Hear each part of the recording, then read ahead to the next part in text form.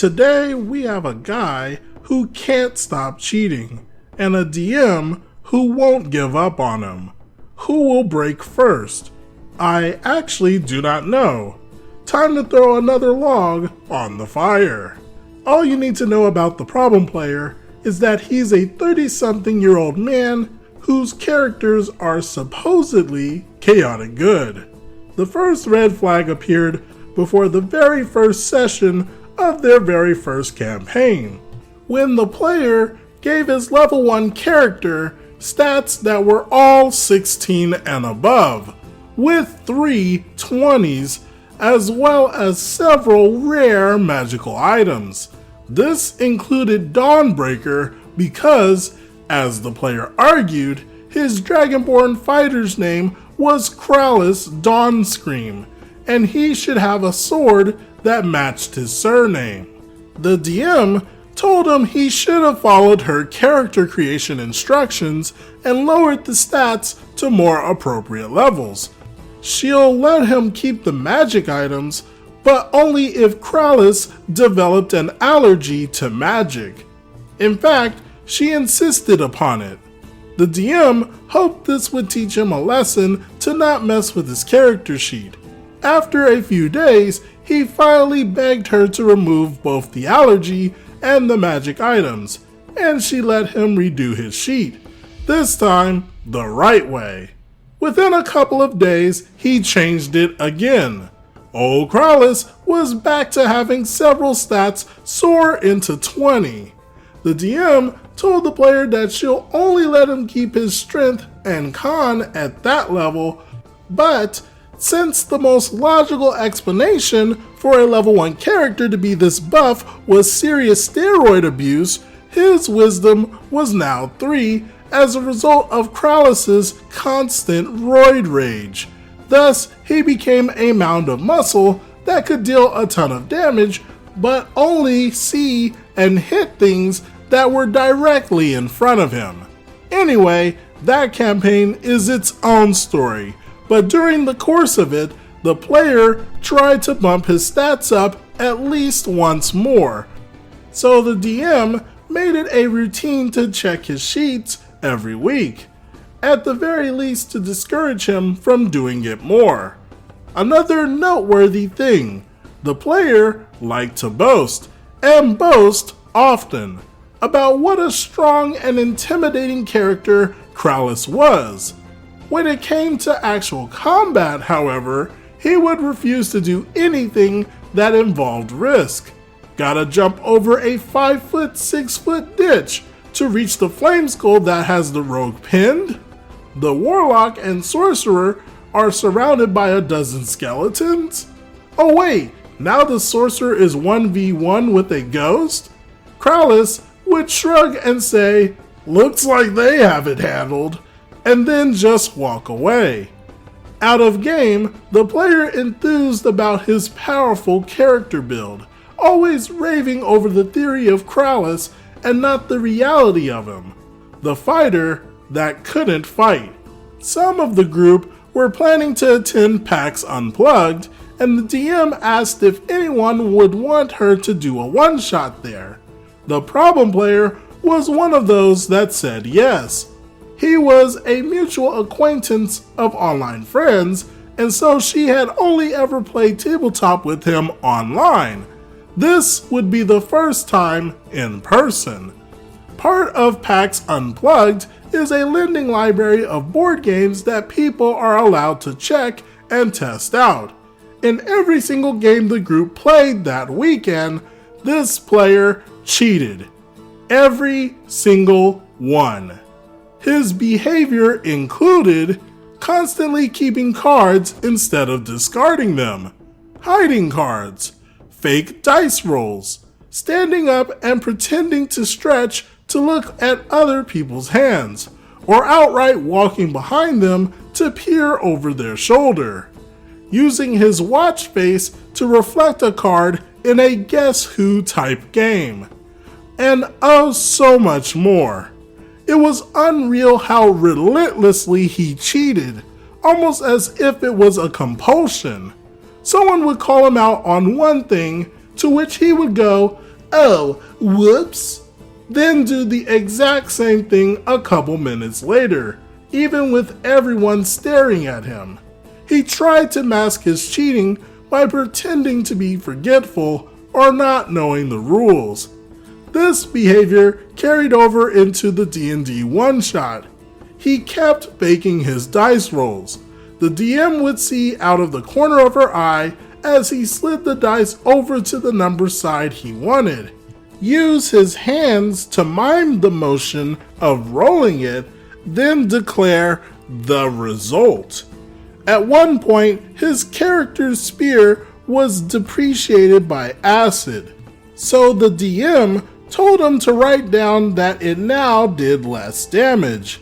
She watched him pick up a pencil, pretend to write, then put it back down again without making any marks whatsoever on the paper. She tried calling him out when she could, but his behavior was so constant that if she reprimanded every single instance, it would have derailed the game and spoiled the experience of everyone else at the table. The DM was indignant and vowed to never play another game with the guy again. Afterwards, word got back around to the player and he profusely apologized to the DM, admitting he had an extremely unhealthy need to win. She told him the point of playing games isn't to win, but to have fun, and his friends aren't his competitors or rivals to defeat, they're his friends. The player promised he would never cheat again. That behavior wasn't who he really was as a person, and he will be different from then on. The DM was dubious. She was getting another campaign geared up, however, and to get some of the people she wanted on board together, she also had to invite him. So she gave him another chance. Thus, Krallis Dawnscream returned. In the previous campaign, he somehow had gotten himself into a romantic relationship with both a succubus and a doppelganger. Again, that's its own story. After another one of their intimate moments, Krallis went and washed himself in a spring that he knew beforehand was sacred to Salune, desecrating it in the process. From then on, he would receive signs and omens that the goddess was gunning for him, but scoffing, he declared that he would never apologize to her. Anyways, in this new campaign, Krallis was accompanied by the baby of the succubus and doppelganger that he was tasked to take care of. The baby was a DMPC and the party paladin, since no one was interested in playing a dedicated healer. Krallis' player was really into the Mandalorian at the time, and the DM had hoped the baby would get him more invested into role-playing. Previously, he didn't really do much beyond participating in intimate encounters with multiple partners, and accidentally destroying the village of Phandelver.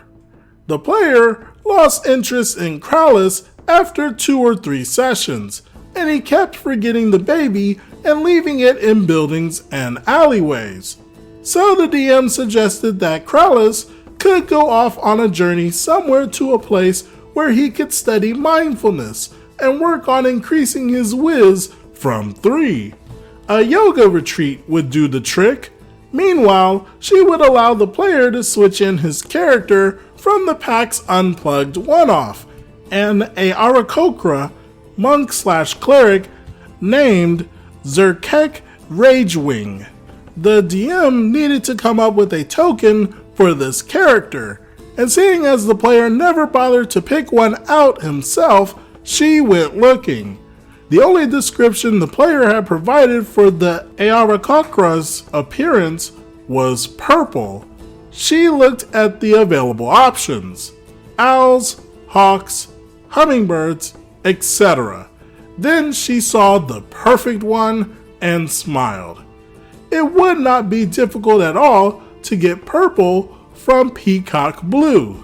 The player really liked the idea of a giant man peacock, saying it would accentuate Zerkek's flirtiness.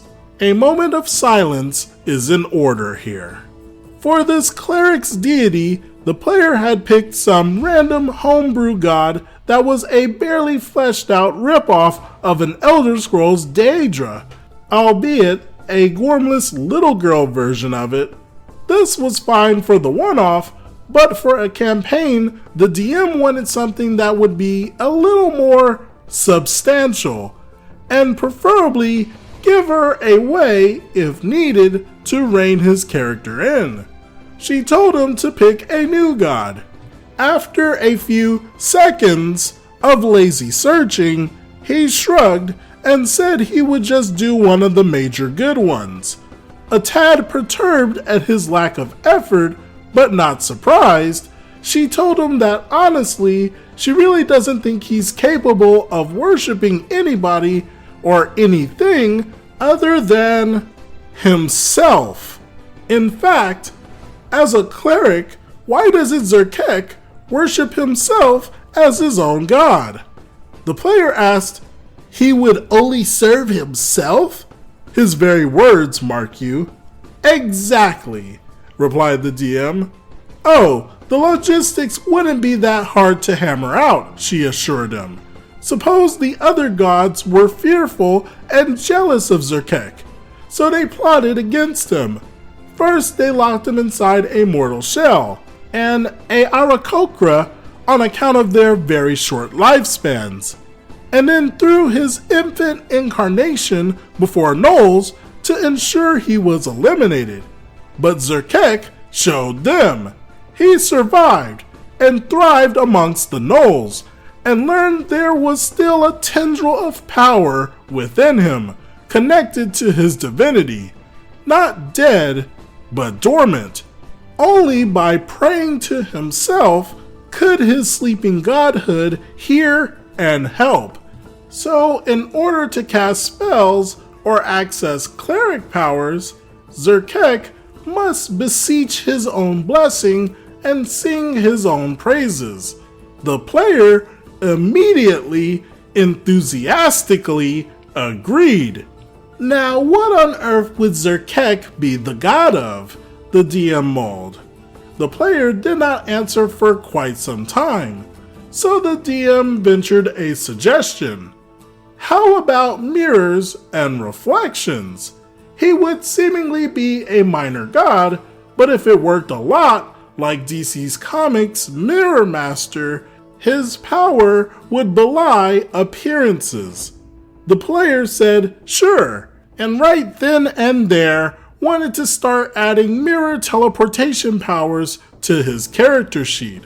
The DM gently shook her head, however, and told him that at level 6, Zerkek needed to work up to them first. Thus, Zerkek, the giant, scantily clad purple peacock monk/cleric, joined the party, introduced as Krallis's very, very close tent buddy from his mercenary troop, the player nodding his assent to this description. Zerkek came to house-sit Krallis's things while the Dragonborn journeyed to his yoga retreat in order to learn how to eat, pray, and love.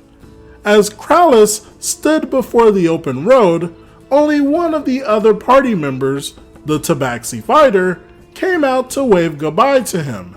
The rest sat inside their house in their respective rooms, waiting for him to leave. Krallis took a step, the very first step on his quest to find himself. The sky grew dark, the morning sun blocked by a blood moon. Apparently, this was rather unremarkable to Krallis and his player, who didn't give a reaction and just kept trudging on. This will be the last time Krallis Dawnscream was ever seen alive.